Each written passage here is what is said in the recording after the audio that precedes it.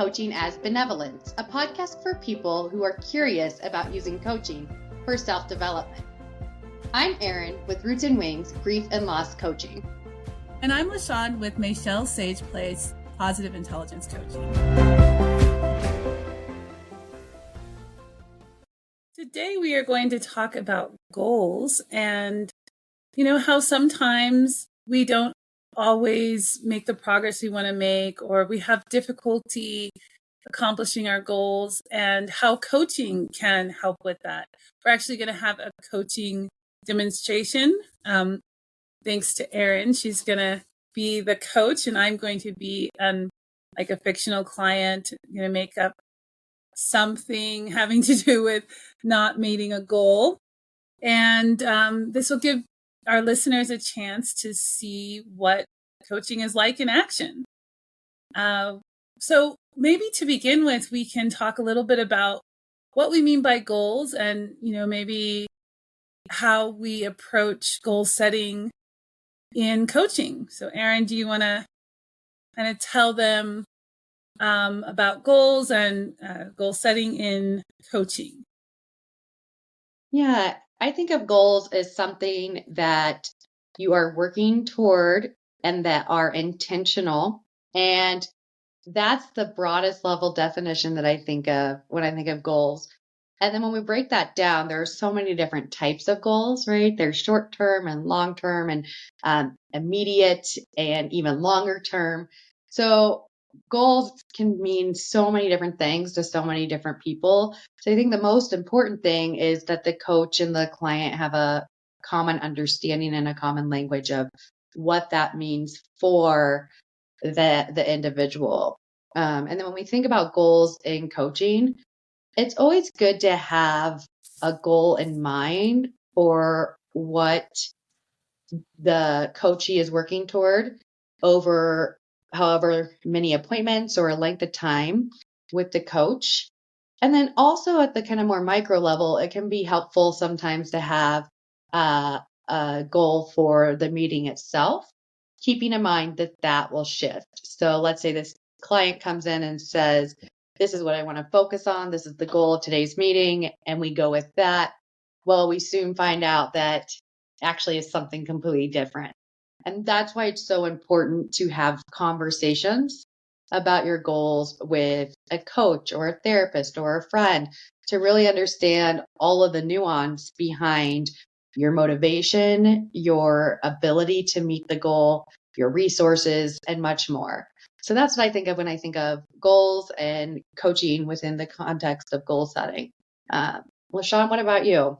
Yeah, I would add, to that. I am around the same ends there. And I think that a goal is a really good starting point in a coaching conversation.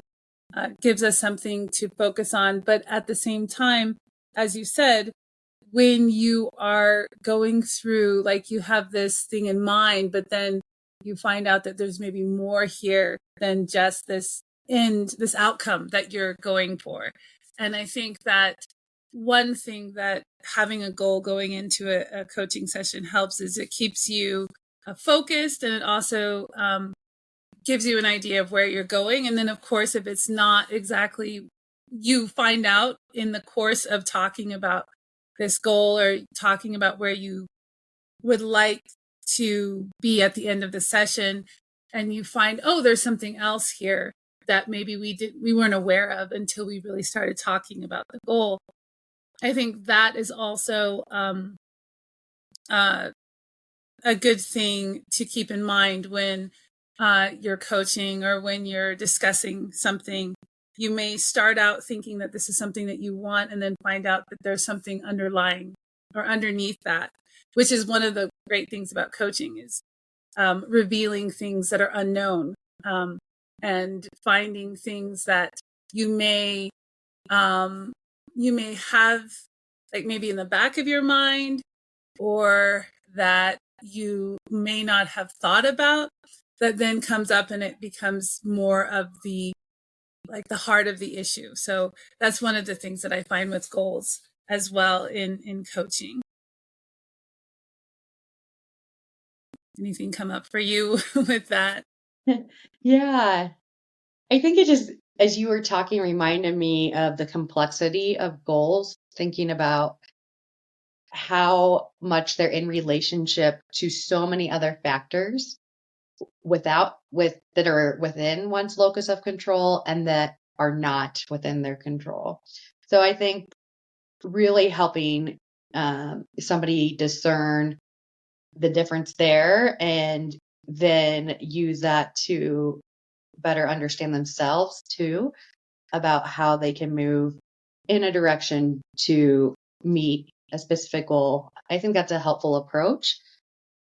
I don't think there's a magic formula for goal setting, and I think it's so different for everybody in terms of how they get there, and because it's really complex, right? Because it is situated within the relationships of social dynamics and things going on internally for oneself as well as external factors. So I think it's good to demo a coaching session today so people can kind of see the nuance of a conversation that might happen between a coach and a client regarding their specific goals.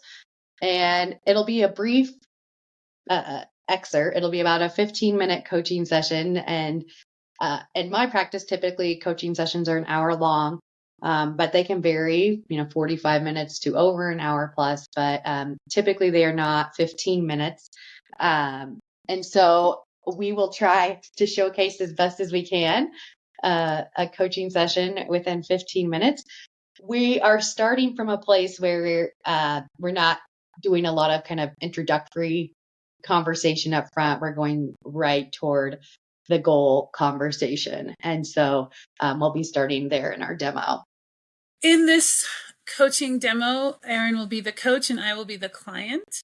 And I guess we'll just go ahead and get started. It'll be about 15 minutes. Afterwards, we'll do like a debriefing, kind of discuss what happened in the coaching session.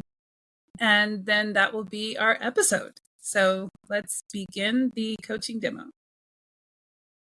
Great. Hi, L'Shawn. Hello. How's it going today? It's all right. It's Monday, so I'm a little bit sleepy. Yeah. You say that with a smile. I do. Because, I think, it's just I guess it's a habit of mine. I just smile because that's just what I do. Smile or laugh. Yeah. So what do you want to talk about today regarding your goal? Well, this year, I'm sure many people do, but I really have been a little bit concerned about my eating habits and like how much I've been eating, mostly emotional eating. And I just really wanted to change, the way that I'm eating so that I'm not, eating too many like calories in the day. And I am also like wanting a weight loss goal as well of probably about 5 pounds. I'm hoping by the summer would be nice so that I can look good when all the sweaters are no longer necessary. What is your typical relationship to food this time of year? Looking back. This time of year, I have to say that this is usually like with the holidays and everything. It's not unusual to like indulge in comfort foods, and especially with the weather being cold, you usually tend to eat and stay indoors a lot more than I do in the warmer months. So I have less activity in my life, and I also tend to eat a lot of comfort food like mashed potatoes or I have a sweet tooth, so I do tend to eat like sweets, cookies, cake, that kind of thing. And how are you feeling when you're eating those things? Um, Usually when I'm eating those things, it's usually sometimes it's because I'm hungry or because I want something sweet. Other times it's because I'm nervous or anxious and I'm trying to soothe myself. I think it's self-soothing for me to like kind of turn to food to get that sense of, I guess, calm or comfort. And of course, it's not, it doesn't really help me at all. Like I'll eat one cookie and then I'm like, oh, that's better. Let me eat another one to feel better. And then it's just like a vicious cycle. I'm noticing. How has that shown up for you, that type of cycle with other goals in your life? Um, for example, like if I have a goal to, um, get something done, for example, like just like a short-term goal, like for example, I need to um, fill out a form or finish a report. Where that shows up, like the kind of vicious cycle of kind of self-soothing, I would say um, trying to think like how I would translate that to other parts of my life. Um,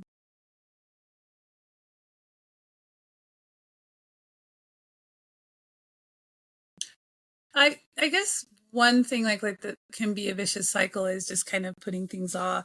You know, procrastination is one thing that I think of that has a vicious cycle. So, for example, I know I have a report due, and I know that I have like 2 weeks to do that report, but I'm like, well, I have 2 weeks, so I'm going to wait. And then I have a week and I'm going to wait. And then I have 24 hours and then I wait. And then it's like, oh, I have an hour. Let me get this done, you know? So I guess that's one way that I see kind of like a vicious cycle, just kind of delaying or avoiding discomfort, which is weird because it seems like if I wanted, in that case, if I wanted to feel good and not so anxious about this deadline, I would just get it done before the deadline. But for whatever reason, I'm like, well, I don't really feel like doing this. It's boring or it's tedious or I'd rather watch a movie. So, and I have a week, and so I think that's kind of very similar to the just being more focused on, I guess what I would say, instant gratification, or be focused on just feeling better in the moment rather than realizing that if I take the time to do the report little by little, or if I take the time to, like going back to the eating, if I were to come up with a healthy alternative to eating sweets, then it would probably be more productive and it would be more gratifying than the really quick dopamine hit of like a cookie or watching a movie instead of doing the report that I need to do. So it sounds like the food can be soothing, it can be a distraction, it can be tied to these other habits, of these cycles of behavior. Uh, Anything else you feel like you want to talk about regarding your relationship with food? I do have a sense of kind of defiance when it comes to food because I know that I shouldn't be eating that cookie or I shouldn't be eating that kind of food. And so I'm like kind of there's like this in this part of me that's like, oh well, I'm going to do it anyway because I'm not. I'd rather just eat the cookie and not have to um, place restrictions or there's definitely a sense of defiance when it comes to um, eating better as opposed to eating what I want to eat. Um, so that's definitely part of it. Yeah.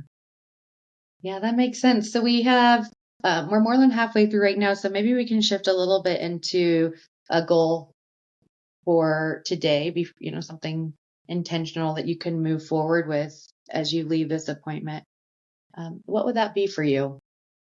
I think what I would want is just a way to stop the cycle, maybe an interruption of the cycle.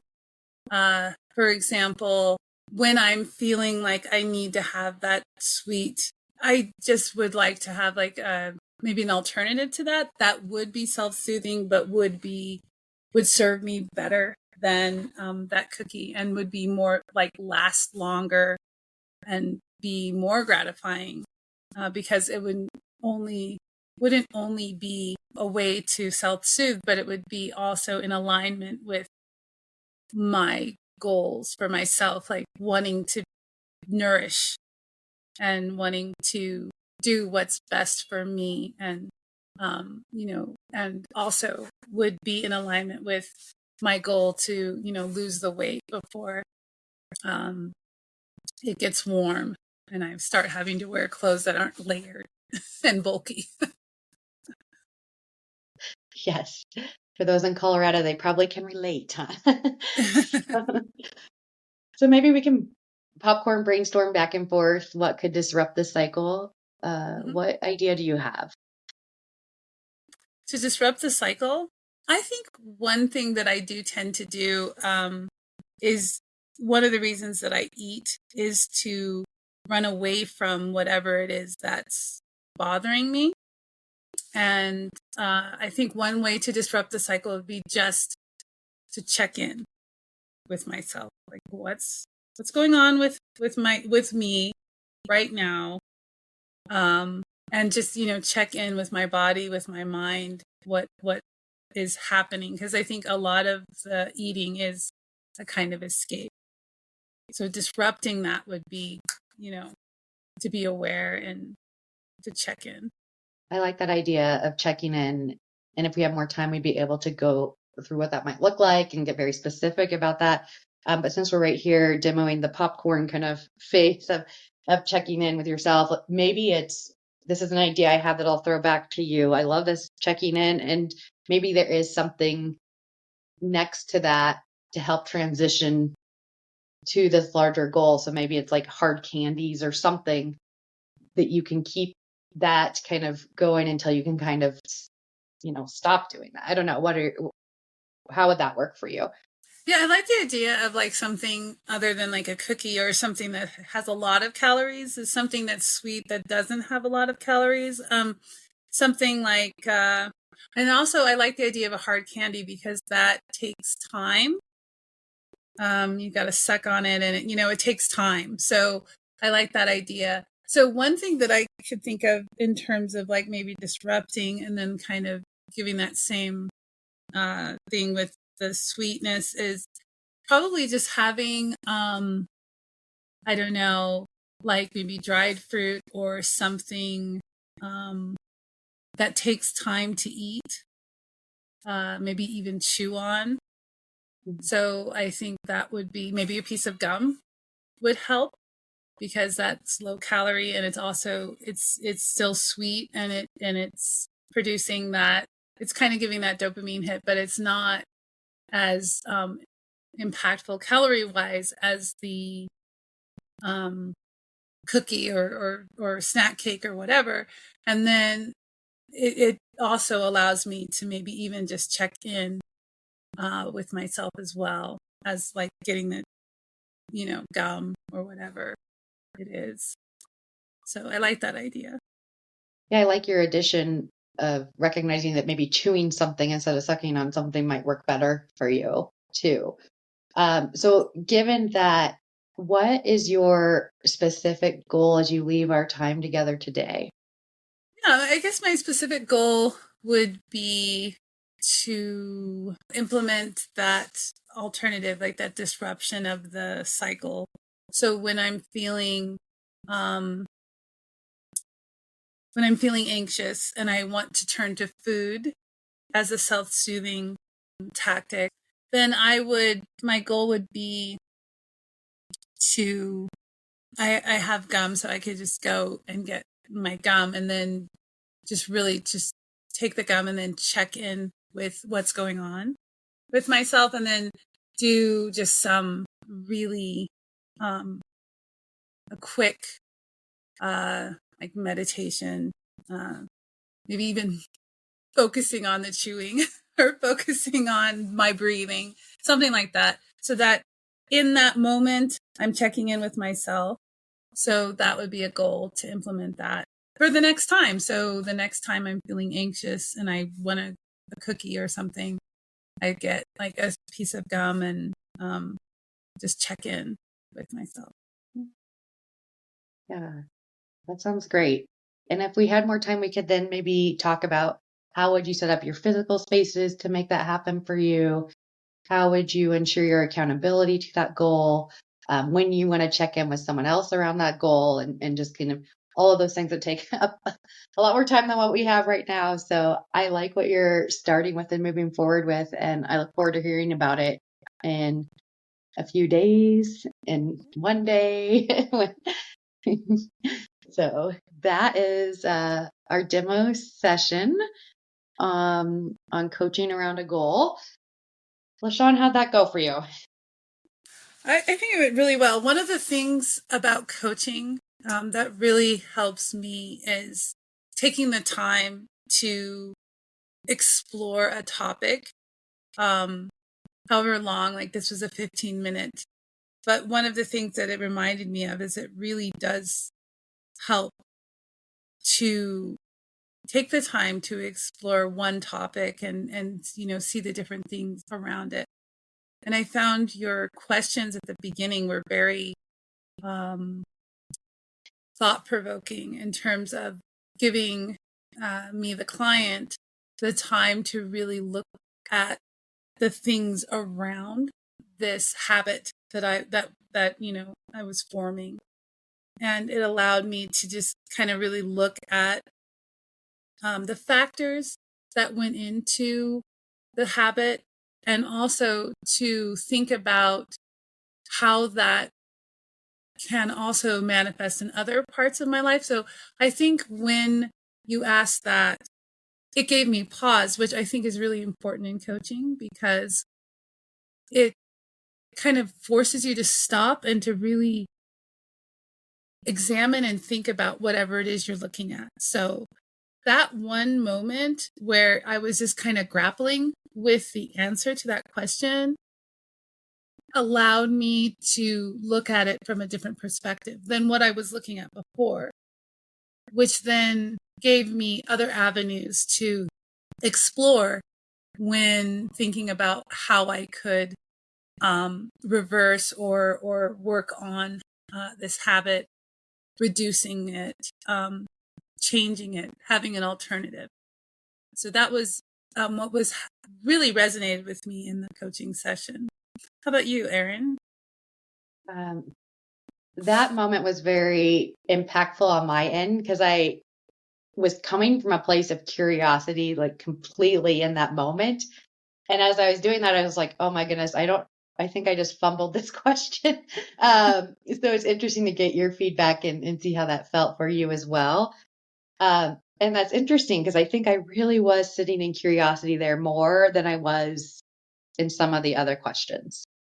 So, from a coaching lens and to critique, my role here, it'd be helpful for me to go back and listen and think through any adjustments to questions that I asked as well. There were a few moments of silence where I was just ready to jump in, but I held back. And I think that was important to do so on my end, and really hard for me to do so as well. So that came up for me. And then the other part is you're totally correct about that exploration piece at the beginning being so significant and so important to sitting with something and doing that in a coaching space. And that usually takes up a large part of an appointment. It's not, we don't jump into, okay, here's the goal, let's get there with these action steps right away, because that's not, as we know how it works for us and works for humans. So ideally, I would have stretched that even further and longer, and before I jumped into more of the popcorning strategies and kind of closing out with something to move forward with. So those are my initial thoughts on the coaching end. Um, we are coaching virtually, and so I find virtual coaching to work really well in some ways. And then I'm also curious about the actual energy that can be exchanged when you're in the same space. I don't have any feedback necessarily or any research on what's more effective or not. And I think that's always changing as we keep becoming more tech focused. But I'm curious about that. Um, so those are my initial observations of how it went. I really liked your honesty and your ability to access those parts of yourself, with just so matter of factly, right? And I think that's the other piece here too, is as a client coming to the space and recognizing you want to get the most out of it as possible too. One of the things that is maybe a little different for coaches coaching and coaches being the client and coaches is that we actually, I think, my experience has been whenever I coach another coach or when I'm a client, we do have a tendency to have more self-awareness, I think. And I do wonder, like, for example, Eryn, have you ever been in a session with someone who wasn't as open to exploring certain areas of a topic? And what did you do when you were in that situation? It's a really good question. And I think back to being at the university and like with students, right? I would sometimes be more prescriptive. We know this might work. It's been shown to possibly work with students. Try this kind of thing. And that's not good coaching. But sometimes that's what I would rely on. And so outside of that space, I really haven't encountered people in grief where I'm focused now, who aren't disclosing things. They usually come to the appointment ready to share, their stories and what they want out of this. And so it hasn't come up as much in those contexts. What about with your clients? Yeah, I would say that there have been instances where I've had a client who really didn't know like where to begin. And when I was in that situation, I usually would ask questions around, like, for example, if I had one client who was just really upset about, she was a caregiver and her mother-in-law is suffering from dementia. And she was just really upset about that and didn't know what to do about an incident that happened between mother-in-law and father-in-law. And I basically, what I did was I just asked her again. I went to her past and said, well, was there ever a time in your past where something like this happened? And she was able to go back to her past, and that kind of got things started. But in the present situation, she didn't have the tools, or she didn't know where to begin, and she was really frustrated with that. And so one of the things that I find helps with myself and also with my clients when such a thing occurs is to go back to a past incident, or even to imagine, okay, so let's say, your friend told you this. What would you say to your friend, or something like that, to kind of help them get out of the perspective that they're in currently, to kind of give them some insight. So that's one of the tools that I've used, where a client has been kind of stuck or doesn't have the, either is too frustrated or is not able to really imagine a different way or to see things like in a different way, or they can't see something in a different way because they're so fixated on what happened and their frustration around what happened. I don't even know if that answers the question, but that's kind of what I was kind of thinking about, because sometimes when you are in a session and the client is in their story, kind of stuck in their story, and, what are some ways that you can help your client, gently help your client get out of the story that they're in? And so that was one of the things that I have used in the past, but something that kind of came to mind when you said something about also the silences in the session that we just did.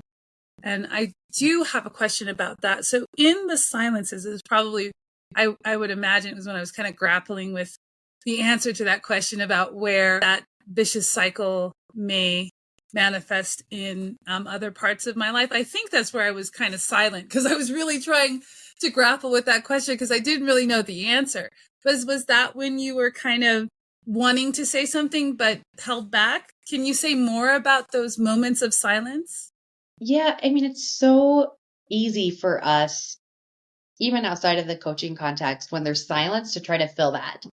But as coaches, we hold space for our clients to think and learn and understand themselves.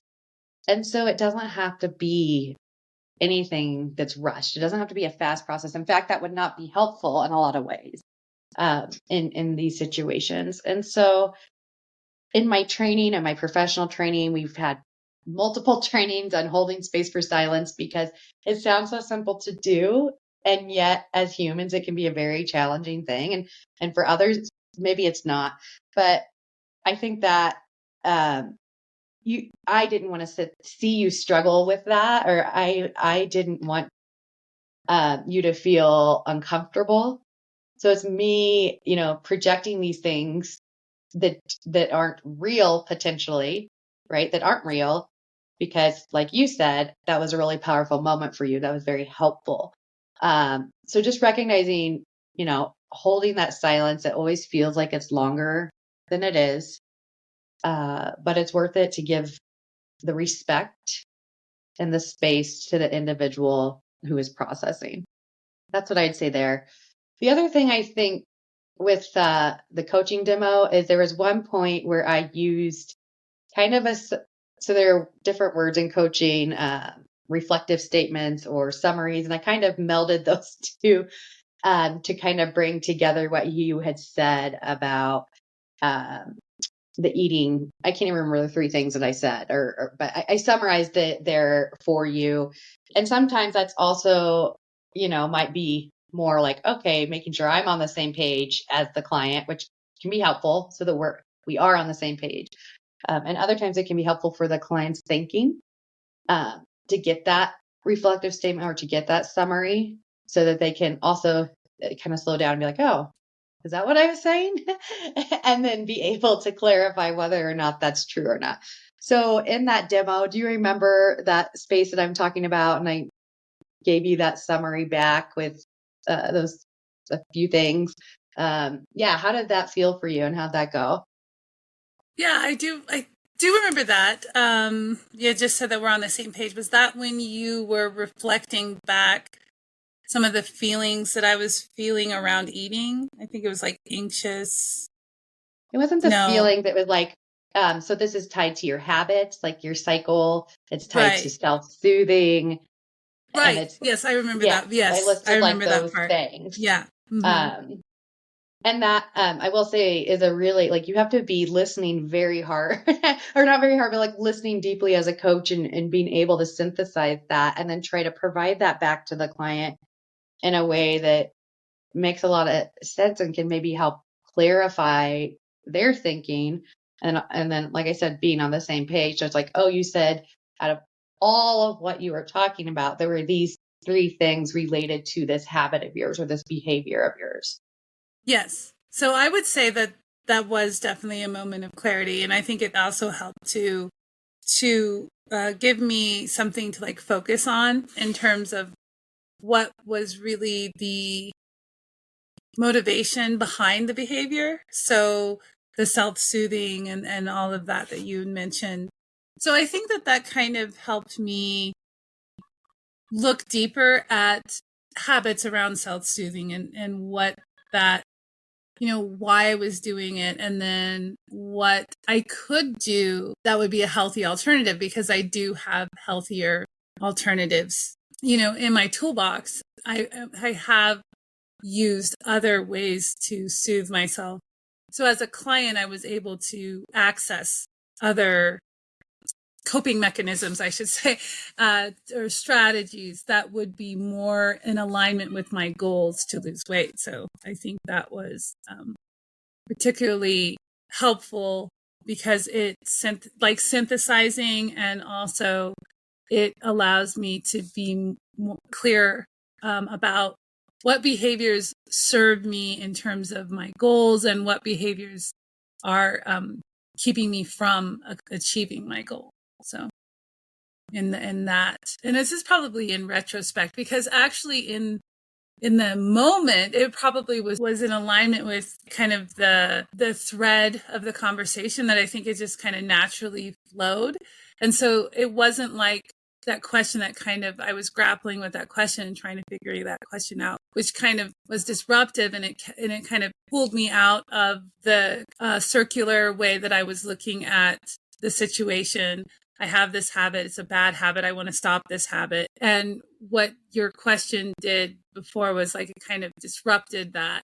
Oh, wait, I got to think about something else, not having to do with the habit. So how do I deal with this? How do I answer this question? Whereas when you were reflecting back, it was so seamless that I don't think I really remember being aware of it, but it did give me focus.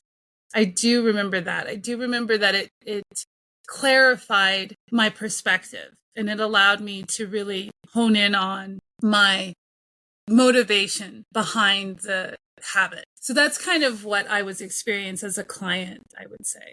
Yeah, that makes a lot of sense. And, sometimes I will throw out a reflective statement or a summary, and they'll be, that's not what I said, or that's not where I'm at.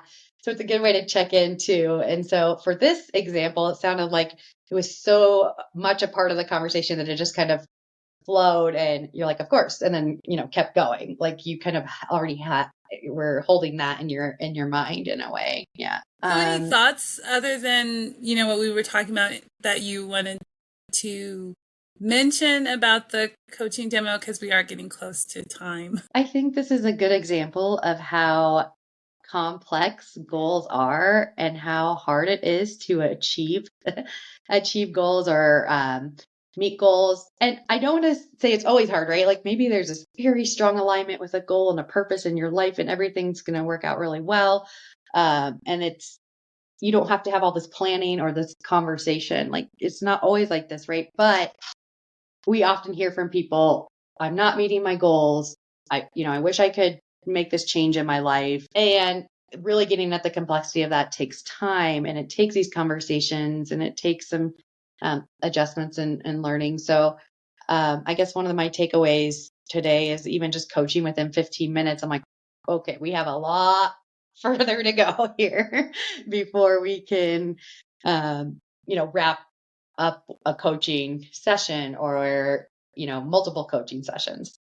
What about you, L'Shawn? Yeah, I would agree there. And then one thing that came up as you were talking is the importance of understanding the complexity of goals, and reaching goals, and the ups and downs of, the process of meeting a goal, accomplishing a goal. And then, like you said, it doesn't always have to be like that. Sometimes it can just happen really smoothly if you're really motivated, and this is something that you really see yourself doing, and it might happen faster than others. But in the case of like weight loss or changing your routine, something like that, I think does take time, and it is complex, and there are many layers. I think it's really important to be mindful of the fact that these things do take time.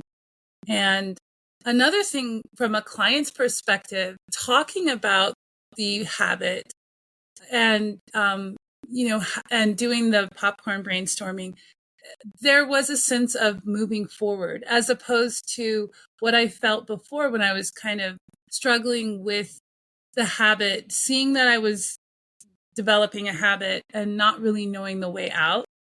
Working with you in the coaching session helped me see a way out. And that's another thing that I want to bring out as well, that coaching does give you a way to see other avenues that you may not be aware of, because coaching is co-creative. And your coach brings to the table things that you may not have thought of. The client brings things to the table that the coach may not really think about. And so it's through the interaction with the coach and the client where you get answers. And that's one of the beauties of coaching. That was very well said. I love bringing up that you brought up the co-creative aspect of coaching, which almost is like, that really ties into what I'm thinking about in terms of a coaching nugget of wisdom. And I've said it in so many different ways today. So I'll just say it one more time, using maybe the word of collaboration. It's so helpful to collaborate with a professional or friends or whatever to work through these complex things in one's life. So, if you have a question and you're stuck or you're needing support, run it by someone who you think has good listening skills and effective curiosity and questioning. And I mean, that's a hard thing to know, but friends in your life, right, that have those aspects that you can draw from. And of course, professionals are also good to meet with. So collaboration on goal setting is key. I guess my coaching nugget would be to add to that a kind of DIY. If you, for whatever reason, don't have someone that you can collaborate with, writing it down helps, and also even recording it and hearing yourself talk about it, listening to the recording or even writing it down. So my coaching nugget would be, as a DIY for, processing these things, would be write it down. Or if you're not a writer, you can always record it and listen to it back again.